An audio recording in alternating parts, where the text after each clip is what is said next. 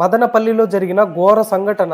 కిరాతకుడు, హంతకుడు, వీడికి ఏ పేరన్నా పెట్టచ్చు మనము. ఒక చిన్న పాపని రేప్ చేసి అతి దారుణంగా వాళ్ళ ఇంట్లో ఉన్న డ్రమ్ములో వేసి చంపేశాడు. అసలు ఏం జరిగిందంటే మదనపల్లిలో ఒక 7 ఏళ్ల పాపని వీడు అతి దారుణంగా రేప్ చేసి చంపేశాడు. ఇంట్లో ఉన్న పాప ఒక్కసారిగా కనిపించకపోయేసరికి పక్కలోనే ఎక్కడో అక్కడ ఆడుకుంటుందేమో అనుకున్నారే కానీ ఇంకా సాయంత్రమైనా దొరకపోయేసరికి పోలీసులకైతే వెళ్లి కంప్లైంట్ చేశారు. పోలీసులు కూడా వెంటనే ఎఫ్ఐఆర్ ఫైల్ చేసి పాప కోసం వెతకడం స్టార్ట్ చేశారు. ఈ విషయం తెలిసిన వాళ్ళ ఊరి ప్రజలు కూడా వెతకడం స్టార్ట్ చేశారు. అయితే ఆ పాప ఉన్న ఇంటి ముందు వీళ్ళిల్లు కూడా ఉండేది. వీడి పేరు కులవర్ధన్. వీడి వయసు వచ్చి 30 సంవత్సరాలు. వీడి పైన ఆల్రెడీ క్రిమినల్ కేసులు కూడా ఉన్నాయి. ఒక్కసారి ఎవరినో కొడవలితో కూడా దాడి చేశాడంట. వీనికి లేని అలవాటు అంటూ ఏమీ లేదు. సిగరెట్, గంజాయి, డ్రగ్స్ ఇలాంటి అన్ని అలవాట్లు ఉన్న ఈ లోఫర్ గాడు ఒక్కసారి వీని మీద అనుమానం వచ్చి పోలీసులు కూడా వాళ్ళ ఇంటి దగ్గరికి వెళ్లి తలుపు అయితే తట్టారు. ఇంకా వాడు బాగా తాగి పడిపోయినాడంట. ఇంకా వాడు కాదని డిసైడ్ అయ్యి ఊరంతా వెతకడం స్టార్ట్ చేశారు. ఇంకా ఎంత వెతికినా పాప కనిపించట్లేదని మళ్ళీ వాళ్ళ ఇంటి దగ్గరికి వెళ్లి తలుపు తట్టితే పక్కలో ఉన్న డ్రమ్ములో అతి దారుణంగా రేప్ చేసి చంపి వేసాడంట. ఆ డ్రమ్ములో ఇంకా ఆ ఊరి జనాలంతా కోపంతో రగిలిపోయి